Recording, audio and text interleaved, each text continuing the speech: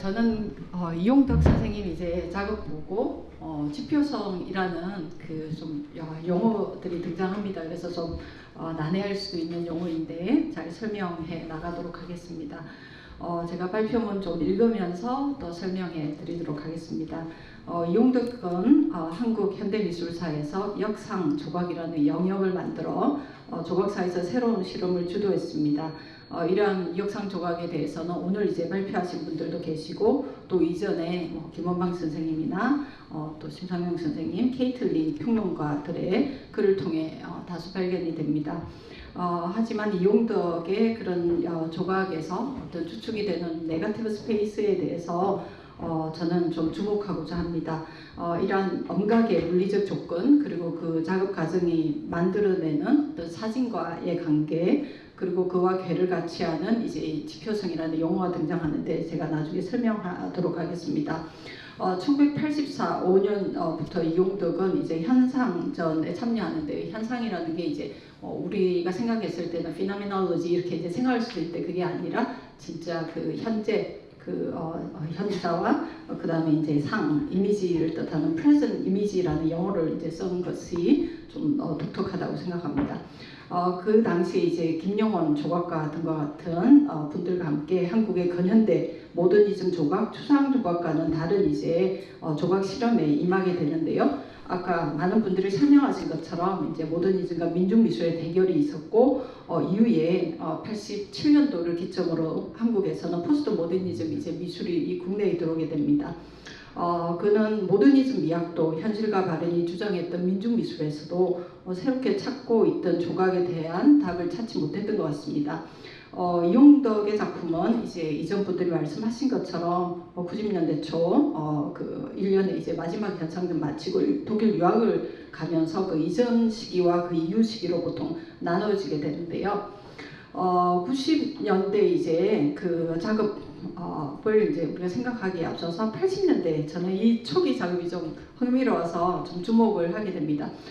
그래서 아까분에 이제 그 추의 사념원 그 원 박사님께서 이제 설명을 하셨는데 그 초창기 이제 작업을 보면 말뚝박기나 땅으로부터 이런 작업에서 제가 좀 흥미로운 거는 그 가을의 추의 개념도 보면 사념도 보면 이제 가을의 생각이죠. 근데 이 인체가 이렇게 좀 녹아내리는 이런 것들이 저는 좀 되게 독특하고 그리고 이 인체가 좀 그 하늘을 날아다니는 거잖아요. 그래서 우리가 보통 인체 조각들은 되게 스틸한 이미지인데 이렇게 인체가 비정형으로 좀 흘러내리는 거하고 그 다음 날아다니는 게 저는 되게 저의 좀 주목을 끌었습니다. 그래서 이 이제 주목을 끌었고 그 다음에 이건 이제 사실 해상도가 되게 좋은 조각인데 저는 해상도가 좀 떨어지는 조각이 그 과정을 보여줄 수 있어서 좀 더 또 흥미로웠고요. 그 다음에 이제 제가 이번에 선생님 인터뷰를 진행을 하고 그 초창기 드로잉을 좀 살펴보게 됐어요. 드로잉을 살펴보면서 저의 눈길을 또 끈 거는 왼쪽에 있는 이 드로잉이 굉장히 독특하다라는 생각이 들었습니다. 웨이크업이라는 드로잉이고요.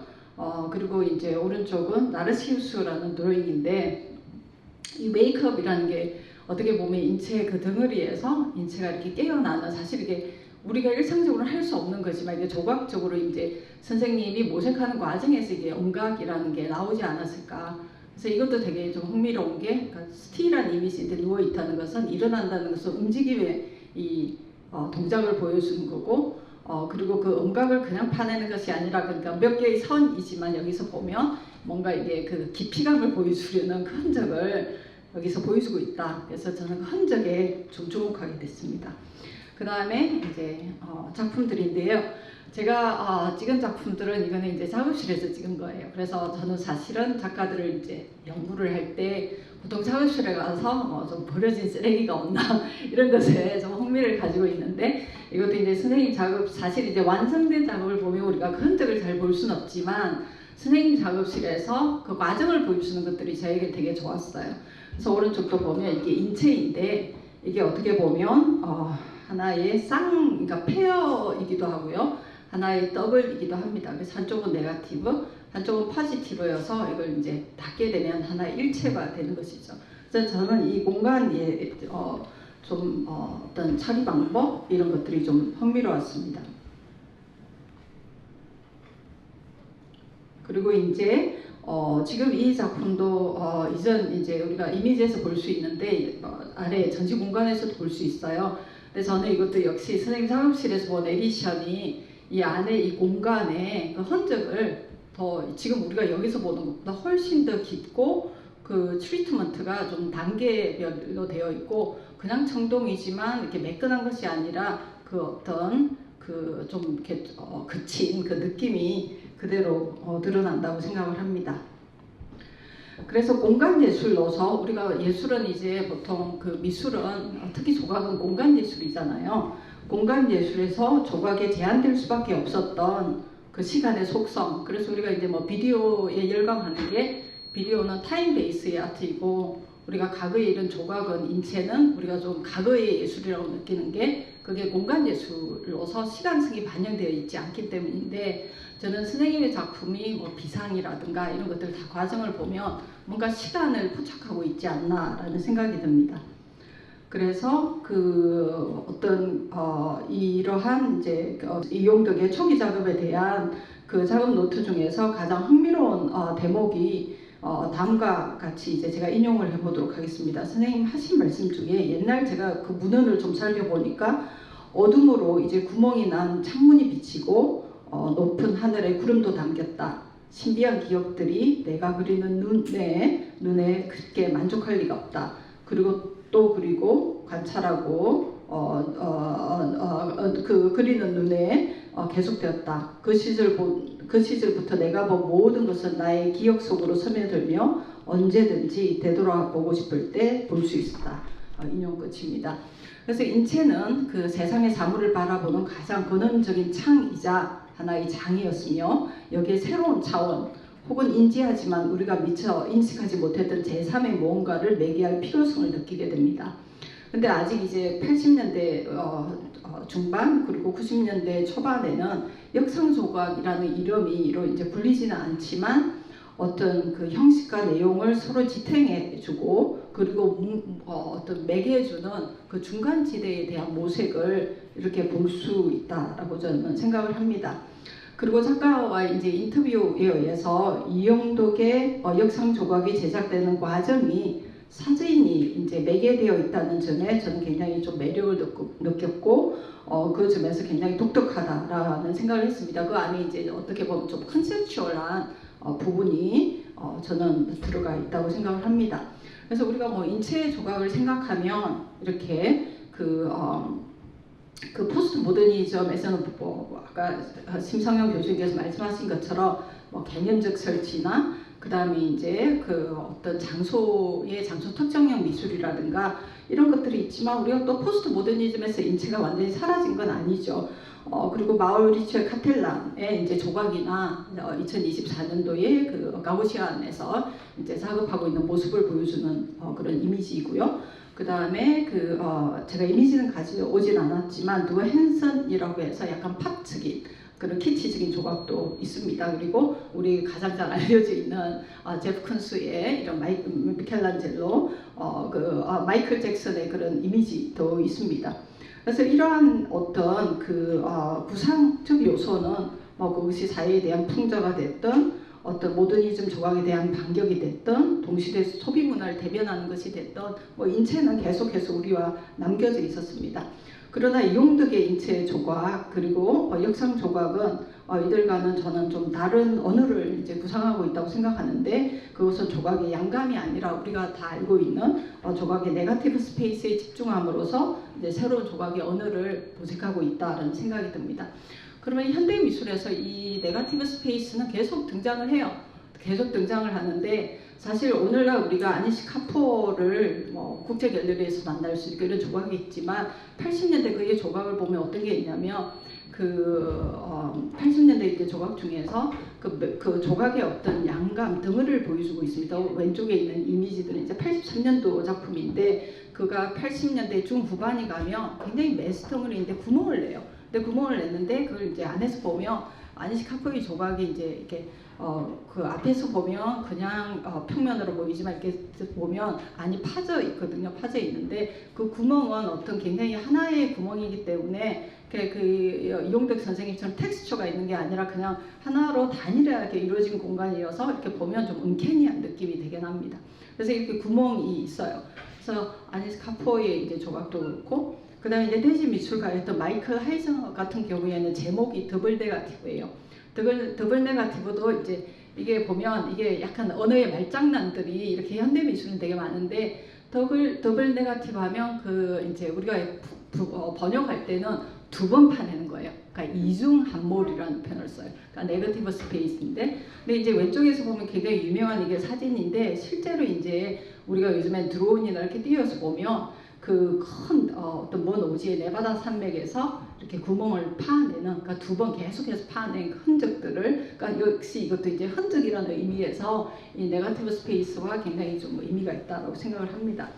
그래서 이들과 이제 어떻게 보면 그 네거티브 스페이스에 대한 관심은 같지만 우리가 결과물은 굉장히 다른 이용덕의 역상 조각은 실제로 이제 저는 그 인터뷰를 통해서도 순간이라는 점을 계속 이야기하고, 이번 전시회도 이제 제목이 순간이잖아요.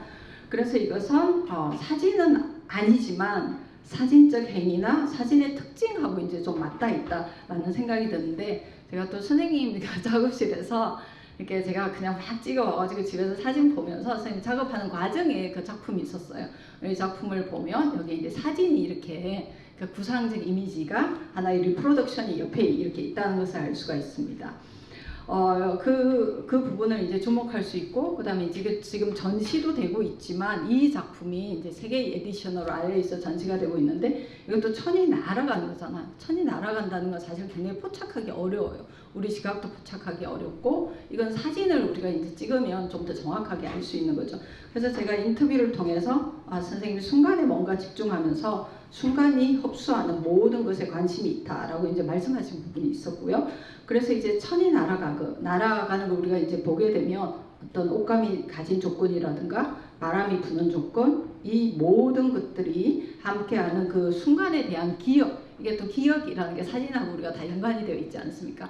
사진은 다 우리 과거의 기억을 이제 보여주는 거기 때문에, 그래서 선생님의 작업에서 어떤 사진과 매개되고, 그리고 그 사진 속에는 어떤 기억과 연관된, 그래서 기억이라는 사이 공간하고 시간성에 대한 요소들이 선생님의 조각 안에 이제 들어가 있다. 그래서 어떻게 보면 시각적으로 보이는 그 음각의 요소도 중요하지만 그 시간성이라는 게 굉장히 중요한 어떤 요소가 아닐까라는 생각이 들었습니다. 그래서 이제 그 역상 조각이 존재하는 과거와 현재의 시간성인데, 이것은 어떻게 보면 이제 현재라는 로랑 바르트는 사진이 지키는 순간을 이제 it has been, 그러니까 불어는 이게 때라고 했는데 우리말은 사실 현재 분사가 없기 때문에 가그라고 말하지만 바로 지금 이 여기까지를 이제 의미하는 그 시간성을 반영하는 것이라고 생각하고요. 저는 이용덕의 그 시간성이 이게 그 굉장히 흥미로운 부분, 비평적으로 좀 흥미롭다라고 생각을 합니다. 그래서 초창기에 이용덕이 현상이라는 그룹전에 참여한 것도 어쩌면 그 사물의 정물적인 현상이 아니라 사물의 다른 시간성과 공간성을 모색하는 그 그룹의 그 특징에서 매력을 느꼈던 게 아닐까라는 생각을 이제 했습니다. 그래서 이용덕의 역상 조각은 사진을 찍은 다음에 그 사진을 보고 여러 차원을 오가는 이제 과정을 통해서 그 작품 제작이 되게 되는데요. 이 부분은 이제 제가 좀 건너뛰도록 하겠습니다. 근데 이제 제가 그 사진하고 특징들이 어디에서 좀 나오는 걸까요? 보면 뭐 선생님의 그 95년도 작업 중에서 그 독일에서 이제 유학을 하시면서 그 아이들의 우연히 사진을 발견하게 되고, 그리고 그 뒤쪽에 이렇게 보면 이 특정 이 사진의 시간과 공간 그리고 누구였는지를 보여주는 이 정말 도큐멘테이션과 같은 이 데이터를 발견하는 것을 이제 알 수가 있고, 선생님 또 전시할 때도 이 사진을 굉장히 중요하게 다루는 것으로 생각을 해서 선생님이 이 사진을 굉장히 좀 중요하게 생각하고 있구나를 알 수가 있습니다. 그래서 회화나 전통 조각과 달리 매체적인 면에서 사진은 우리의 과거 기억과 가장 밀접하게 연관되어 있는 매체이기도 하고요. 그래서 제가 흥미롭게 본 것은 이용득의 역상 조각이 제작되는 과정이 사진을 찍는 과정과 굉장히 비슷하고 매체적으로 좀 흥미롭다라고 생각을 하고 있습니다. 그래서 역상 조각이 집중하는 그 순간의 모습, 그것은 작가가 말하는 바로 그 문지방, 스트레스홀드가 아닐까라는 생각이 드는데요.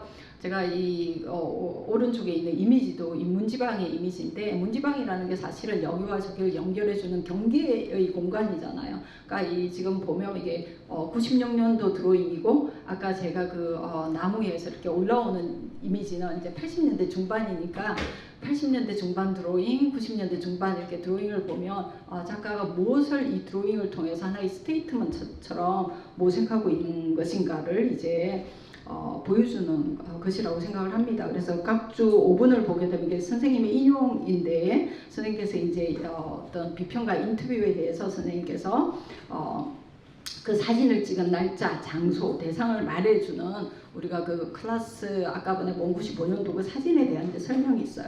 그래서 나와 그 사진의 만남은 아주 특별한 연관이나 인과관계로 형성된 것이 아니라 굉장히 우연적인 것이었지만 그 소년들에 대해서 굉장히 강렬한 인상을 받았고 그 사진에 대해서 굉장히 매력을 느꼈다라고 이제 설명을 하고 있습니다. 그래서 현대 미술에서 사실은 우리가 이러한 어떤 선생님의 이제 그 지표성이라는 것은 현대 미술에서 동시대 미술에서 늘 등장하는 요소입니다. 우리가 그 역상 조각하고 사진의 이제 제작 과정을 보면 제가 지표성에 대해서 간단히 설명을 드리면 이제 그 기호학자가 인덱스라고 설명을 하는데요. 인덱스라는 것은 지표는 우리가 연기를 보면 불이 난 것을 알 수가 있고 이제 우리의 발자국을 보면 발자국 흔적이 있어서 우리는 이 흔적을 통해서 부재하는 그 존재에 대해서 생각을 하게 되는 거죠. 그래서 부재하지만 그것은 존재하는 것이죠. 그래서 선생님이 엄각을 이렇게 파내지만 그 안에 어떤 그 엄각을 감싸고 있는 그게 사람이든 물건이든 그 어떤 오브제의 어떤 정체성을 말해주는 것이 아닐까라는 생각이 듭니다. 그래서 이러한 지표적인 것은 실제 사물의 정체성 그리고 실제 사물의 물리적 대상과도 한때 이제 연관이 있었던 것을 알려주는 것이죠. 그래서 부재하는 것으로 보이지만 그것은 어떤 흔적을 통해서 사물이 존재했던 그 순간 그 존재를 이제 설명해 주는 것이라고 생각을 합니다. 그래서 사실은 이건 이제 이론가 이 로잘린 크라우스가 그러면 이게 지표의 가장 선조는 누구냐, 지표를 회화적으로 보여준 선조는 누구냐라고 했을 때 이게 이제 마르셜 디샹이라는 거예요. 마르셜 디샹이 1928년도에 너가 나에게 또는 너가 나를이라는 이제 부르인데 여기에서 보면 이제 그가 가장 좋아했던 그 오브제가 이렇게 들어가 있죠. 그 포도의 그렇게 어떤 오프너라든가 그 다음에 옷걸이 렉이라든가 그 다음에 이제 책이라든가 그리고 손으로 실제로 이제 인덱스 핑거로 이 사물들을 지시하는 것이죠. 그래서 이러한 페인팅이지만 회화지만 어떤 우리가 선생님의 그 조각을 통해서 어떤 안에 그 단계별 흔적을 알 수가 있듯이 이렇게 지표의 하나의 흔적 드라마를 우리가 이제 느낄 수가 있지 않는가라는 생각이 듭니다. 그 다음에 이제 두 번째 흥미로운 점은 그 이용득의 역상 조각이 포착하고 있는 지표적 순간, 이것이 사진적 순간이든 지표적 순간이든 이러한 것들은 듀샹이 이제 언급했던 그 앵프로망스하고 좀 비슷한 원리라고 저는 생각을 합니다. 그 듀샹이 말했던 앵프로망스는 말할 수 없는 미묘함, 미세함을 의미하는데요. 사실 이건 이제 정의하기도 어렵고 오직 예시를 통해서만 존재한다고 설명합니다. 그래서 뽕피두 센터에 그의 이제 노트가 있는데 이렇게 보면 앵프로망스라고 이렇게 되어 있습니다. 그래서 이제 예시를 뭘 듣냐면 방금 이제 누군가가 자리를 떴는데 우리가 그 의자 위에 쿠션에서 따뜻함을 느낄 수 있다면 그러니까 굉장히 미세한 그러니까 그것은 뭔가 우리가 굉장히 설명하기 어려운 부분이죠. 그 다음에 누군가가 그 벨벳 바지를 입고 이렇게 막 지나가는데 옷이 슥싹 그리는 그런 소리가 났을 때가 어떻게 우리가 표현해요?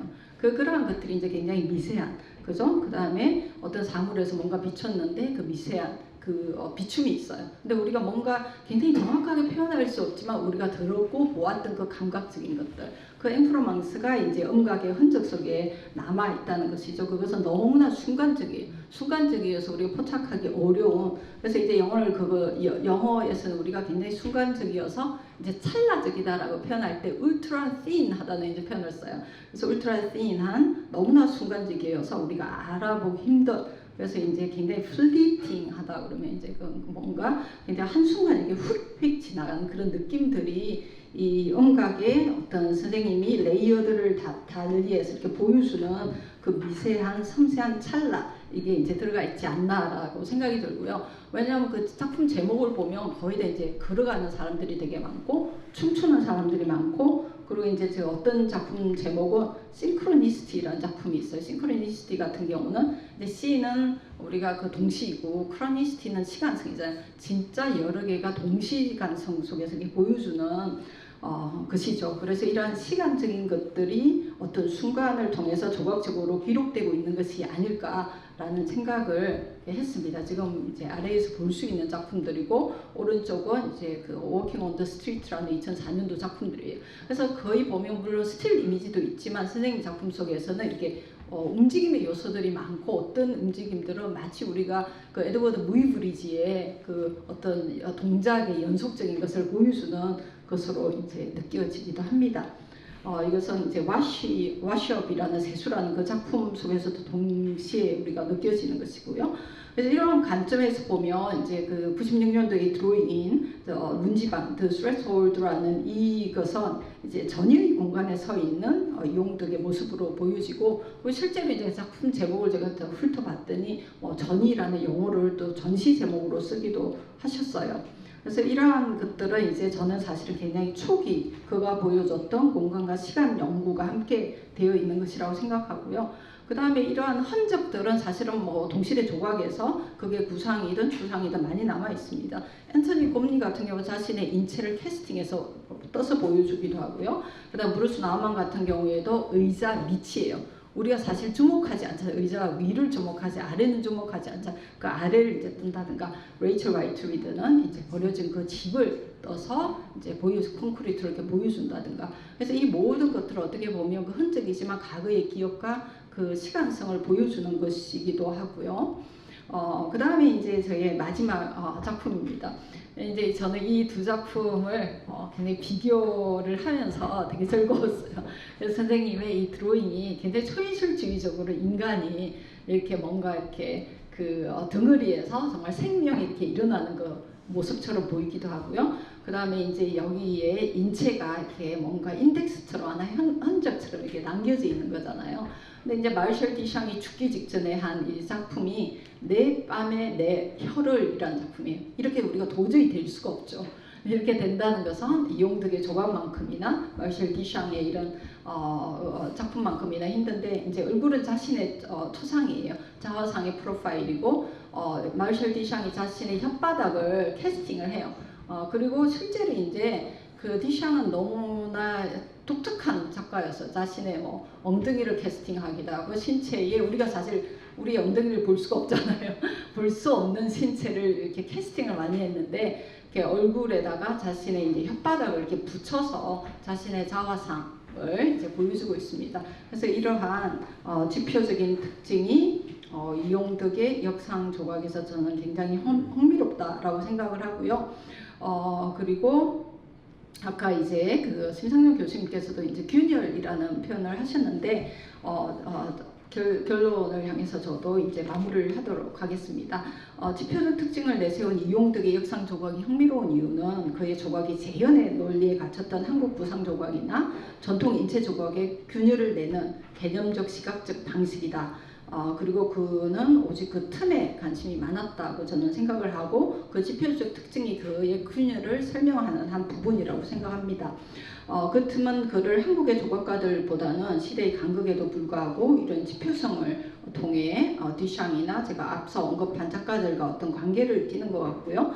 이러한 재현적 요소를 띠는 조각적 속성 그리고 지표적 특징 사이에 그 뜰림이나 진동이라는 게 그 뜰림이 저는 있는 것 같거든요. 막 우리가 옆에서 아래 조각에서도 보면 이렇게 움직이면 그 미묘한 정말 미세하게 그 뜰린 옵티컬한 그 요소들이 있잖아요. 그 진동성은 그 역상 조각에서 비평적 개념적 여정으로 이제 작동했다라고 저는 생각을 하고 있습니다. 그래서 그 제가 이미지는 넣진 않았는데 그 지표적 특징의 흔적들을 역상 조각이나 제 그 여러분 책자를 보시면 그 오실리에이팅 브라이드라고 하는 그러니까 진동하는 오실리에이팅이란 뜻은 이제 막 이렇게 오가는 시계추처럼 이렇게 오가는 걸 이제 우리가 그렇게 의미하죠. 이 작품을 보면 이렇게 미세한 흔들림들 우리가 알 수가 있고요. 그리고 그 역상 작업을 그는 이제 네거티브 스페이스라든가 더블 네거티브 이러한 용어를 쓰지 않고 인버티드 이제 용어를 쓰고 있는데 이것은 아까 조소장님께서 이제 설명한 부분하고 같습니다. 이러한 조각의 표면을 현재라는 선적인 시간성으로 구성하고 역상을 통해서 이미지의 이면 속에서 있는 속성들을 어떤 사진적 과정 그리고 시간, 기억들과 연관해서 그 특유의 방법론을 구축해 나간다고 생각하고 있습니다.